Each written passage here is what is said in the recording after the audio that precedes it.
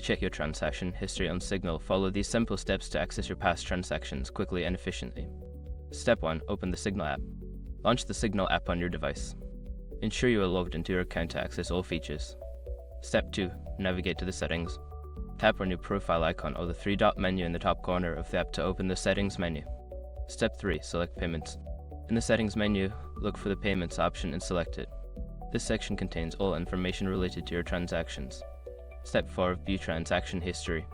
Secure your accounts before moving on. People seriously underestimate how often personal information gets exposed online now. Use SRUC to monitor your accounts 24/7 and get notified immediately if your data gets leaked somewhere. It runs in the background, constantly scanning billions of breach records. And honestly, for how cheap it is compared to the value you get, it's worth it. Link in the description. Step 5. Review details. Browse through your transaction history. You can click on individual transactions for more details, such as date, amount, and recipient.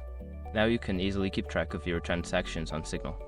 Regularly checking your history can help you manage your finances better.